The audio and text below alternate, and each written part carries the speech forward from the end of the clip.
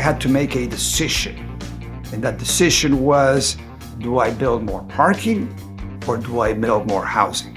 And I said, I'm sorry, but I had to choose more housing because there's a greater need for putting people in a permanent place, in a home, than there is for a vehicle. This is Built, a podcast series where we meet the people behind some of the biggest transactions and investments in commercial real estate and hear how they got to where they are today. I'm your host, Brian Mon, Chief Marketing Officer with Fidelity National Financial. And those of us in this business, well, we know the buildings, but how many of us know the stories of the people behind those structures? This time we're talking with Cristian Ahumada. Cristian is Executive Director of Clifford Beers Housing in Los Angeles. Clifford Beers develops affordable housing, but as you'll hear, it does a lot more than just that. Cristian and his colleagues are also working to improve life for underserved populations and combat climate change, one project at a time.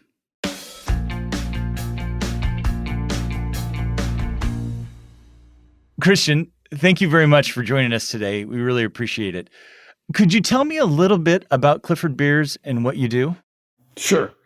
Clifford Beers is a developer, and I always say we're a developer for good, not evil. So we develop housing that's for the homeless, for affordable households. Many of our projects contain commercial spaces that now we're catering to BIPOC populations. Our projects are very focused not just on design, but on sustainability. And we're also focused on racial equity and the economic reactivation of Los Angeles. And you recently had an opening of one of your projects that took about 6 years to develop, right? This was Vistas del Puerto in Long Beach. Tell me a little bit about that project. So Vistas del Puerto is essentially 50% of the units are for homeless individuals and families, but the other 50% are reserved for affordable households. So what that essentially means is that individuals that are at the lower end of the economic strata have an opportunity to move up. There's economic mobility built into that model. And simultaneously, there's a safety net for individuals at the higher end of that economic spectrum. He calls this an integrated population mix. That mix also includes tenants of 2 commercial spaces on the ground floor. Their small business strategy favors businesses owned by people who are Black, Indigenous, and people of color, or BIPOC. Cristian says helping these traditionally underserved entrepreneurs has a knock-on effect. And the reason for that is because if we're able to help a business thrive, lower their rent, for instance, help them secure a tenant improvement loan, those folks will remain housed. And those folks are going to employ other people that will probably remain housed. And so therefore, we're creating sort of an ecosystem within a building that can focus on multiple things at the same time. So that's what Vistas del Puerto embodies. That's fantastic. How did this project come about? Again, as kind of an example of what you have done and Clifford Beers has done, how did this come to be? About 7 years ago, we started focusing in on finding another plot of land in Long Beach. Our stomping grounds are in Long Beach.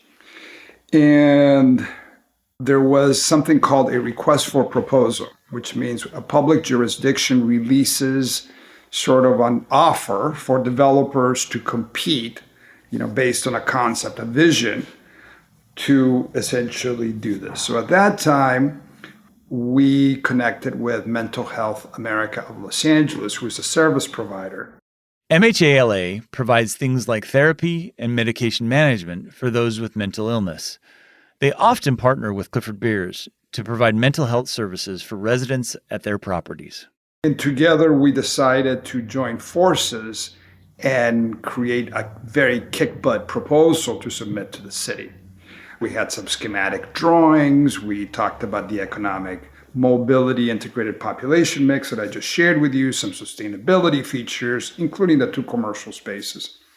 In a couple of months thereafter, essentially, we were chosen to be the developer to work on the site. But when COVID came along in 2020, that affected the pace of construction. Social distancing rules kicked in, Suddenly, plumbers, electricians, and other tradespeople couldn't all work together on the same floor at the same time. Cristian says in normal times, that's what happens. And having all those people working together simultaneously makes the project go quicker. But we couldn't do that through COVID. So we had to sort of stagger it through wings. So our carpenters maybe were on the second floor and the plumbers were on the third and the electricians were on the fourth. And then we do like a rotate type of a thing. So it took a little bit longer and it cost a little bit more than what it should have because, all things being equal, everything went up during COVID and we're still living that today, right? But that's how the project came to be. What interested you first about getting into affordable housing or getting into this space? How did that come about? I recently unraveled that within myself because sometimes it takes a little bit to sort of figure out why it is you do the thing you do. I grew up in Chile, in South America, and this is in the late 60s, early 70s. We had a dictatorship at that time. And it was a very tumultuous period of time in Chilean history. And there was a lot of poverty. And I remember, being at home and there being a knock on the door and children and families were begging for food.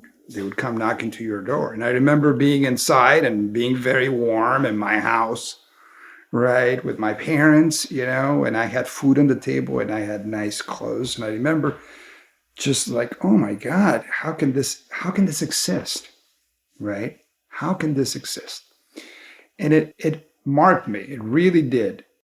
Cristian and his family immigrated to the U.S. when he was 10. Years later, he studied architecture and urban planning in college. And after he graduated, he worked in urban planning in Los Angeles. As part of his role, he wrote up community plans for 2 neighborhoods affected by the LA riots of the early 90s. He was young and idealistic. He couldn't wait to see things change. But what I learned from that period of time was that while I created these community plans for both of these, respective geographic areas, those plans sat and collected dust and very little was utilized from that. And that's what essentially then drove me from more of a planner to a developer, because a developer needs to see tangible results. Either you build something or you don't. There's nothing in between. So what drove me to this space, to housing development, specifically affordable housing and now permanent supportive housing, is that this is a space where now I have control to be able to effectuate change through a building. That is hugely satisfying. On the other hand, funding these projects is tough. It involves a complicated system of public dollars, private investment, and tax credits, a process Cristian is very much hoping will evolve in the coming years. For him, the complexities of funding are just one part of the challenge of building affordable housing. He's also focused on how to lower costs and be sustainable at the same time, which brings us to the use of concrete. Today in Los Angeles, most construction is something called 5/1. 5 stories of wood over 1 story of concrete.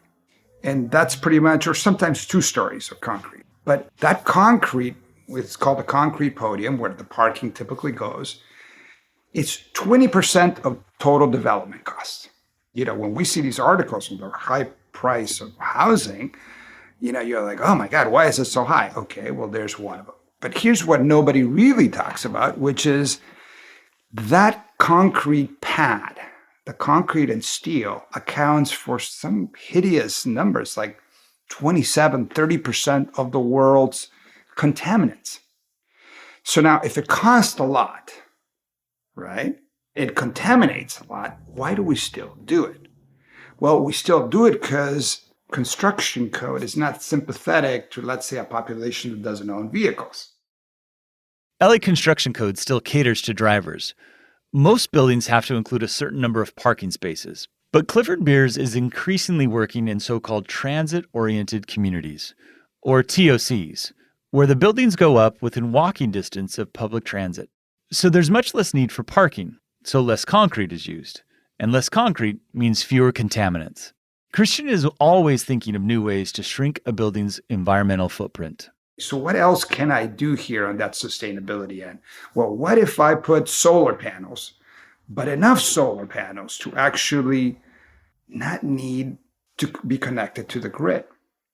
So we say, okay, all that mechanical equipment up on the rooftop and the venting shafts have to be relocated elsewhere. Now I'm going to activate every single square inch of that rooftop and I'll face it southwest, right?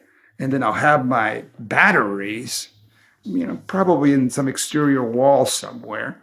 And now I'm actually able to not just be net zero, right? So I'm not impacting the grid, but I can also decarbonize. Carbonization is a huge contaminant. Well, so it's maximum impact, most efficient movement, right? How do you get the most out of what you can do? That's right. It has to be, I think there's also an element of trial and error, right? You have to be allowed the space to experiment, to evaluate, and then bring in the stuff that works and discard what doesn't. It's simple as that, but you have to be given that space. So what obstacles exist today that really get in the way of that experimentation happening so that we can advance in this area? Is it legislation? Is it community perception? Is it the high, appreciation of housing so people become more reluctant to want to participate in these affordable housing projects? That is a great question. And I'm going to answer it with another story, actually a story that happened to me that day at the grand opening event of the Vistas del Puerto building. So as you can imagine, you're chatting with a lot of different folks. And one of the tenants approached me and she said, "Can I give you a hug?" And I said, "Of course."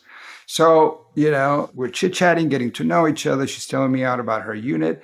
And then she says to me, "Hey, by the way, I'm a little upset." And I said, "Well, please share, let me know if there's anything that I can do to help." She goes, "Well, I was previously homeless and now I have a studio unit, but I don't have a parking spot and other units have parking. How do I get parking?" And I said to this person, I said, "Well, listen, I'm sorry that you don't have parking, but at some point I had to make a decision. Right. And by the way, all new projects that we're doing, that we're siting next to TOC, so they have little to no parking whatsoever. But in this case, this represents sort of the older world. And I had a little bit more money, so I was able to accommodate some parking, but I couldn't accommodate parking for everyone. But I had to make a decision. And that decision was, do I build more parking or do I build more housing?" And I said, "I'm sorry, but I had to choose more housing because there's a greater need for putting people in a permanent place, in a home, than there is for a vehicle." He says few areas of LA are zoned for the type of homes Clifford Beers constructs, housing with multiple units. He says most of the city is zoned for single-family homes. I could see that that's a battle that the next mayor of Los Angeles is going to have to tackle. But inherently, we're going to have to look inside ourselves and say, if we want to solve homelessness, we want to solve our housing crisis, that housing has to go somewhere. And there's only very few places in Los Angeles that can occur per today's zoning.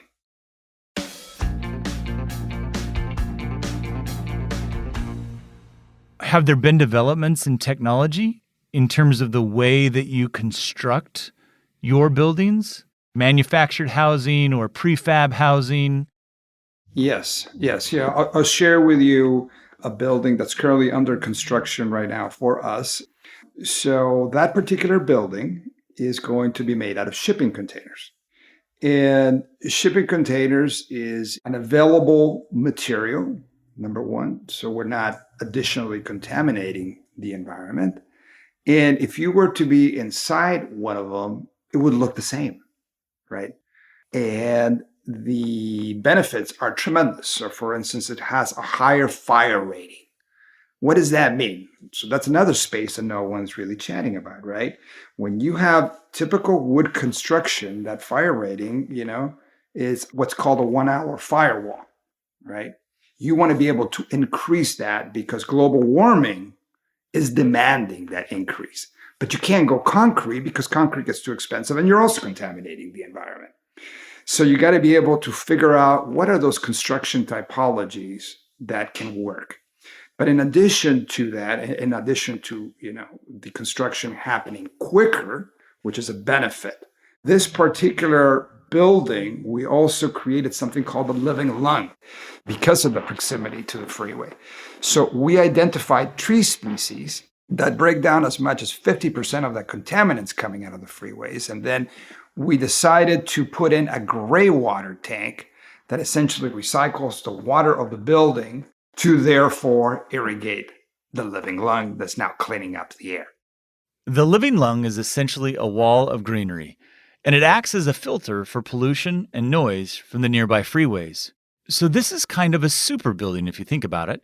It houses people who really need a home, but it also uses recycled materials, and it cleans the air. Pretty cool. Cristian says his work is satisfying on many different levels. It stretches him every day. He has to think so hard about how to make all these pieces fit together. If I was making lemonade, the peel would go in the lemonade. Right? The seeds would be planted somewhere. I would waste absolutely nothing. So if I'm a potential real estate professional who wants to be in the business of commercial real estate in whatever capacity, we're in a very hot market. Been a lot of people that made a lot of money being involved in commercial real estate. Why should a seasoned or a young professional spend time trying to solve the problems like you are? Trying to solve things like affordable housing or sustainable housing or innovations relative to construction. Why spend my time in that space? What's your argument as to why they should? Well, I will not share with you any altruistic reasons. Okay? But I will say this. When we create these new tools, whatever these new tools are, so let's say now it's a mixed commercial and housing or mixed commercial housing. For instance, are you aware that 20% of all college students are homeless? Statistics vary, but a surprising number of today's college students are housing insecure or even experiencing homelessness, particularly those at community colleges. College housing can be very expensive, and Cristian says there are ways to solve this with the kind of projects that Clifford Beer specializes in. For example, affordable housing that's intergenerational. And what if there was commerce connected to it? And what if it had a sustainability component to it? And what if it had all these other things that I'm mentioning? What you would see is a market that would see the potential of a return on a dollar, because you could see that it works. We're gravitating towards that space. So what we're really seeing is the inception of a new economic market that's going to be much more mixed than we have ever seen. I love that. Any additional advice that you would give anybody learning about this space, learning about, the good that can come from being a developer? I would say to folks that give yourself the opportunity to create the new American dream, right? So the old American dream may have been a single family house with a white picket fence, but give yourself the opportunity to explore something that's totally different, right? Whatever that difference is, but reevaluate it in a brand new manner, because we're living in exciting times and it's changing and it's difficult and it's expensive. Yes, we live that here every day, but if you're open enough, we'll create the solutions. Cristian Ahumada. I really admire what he's doing, and I want to meet him in person and see some of these incredible projects the next time I'm in LA. Thanks for listening to this episode of Built. We'll be back with our next show in 2 weeks. Built is a co-production of Fidelity National Financial and PRX Productions. From F&F, our project is run by Annie Barteles. At PRX, our team is producer Ashley Milntite, senior producer Genevieve Sponsler, and associate producer Courtney Florentine. Our editor is Isabel Hibbard. Audio mastering by Rebecca Seidel. The executive producer of PRX Productions is Jocelyn Gonzalez. I'm Brian Mon. Every story is unique, Every property is individual, but we're all part of this built world.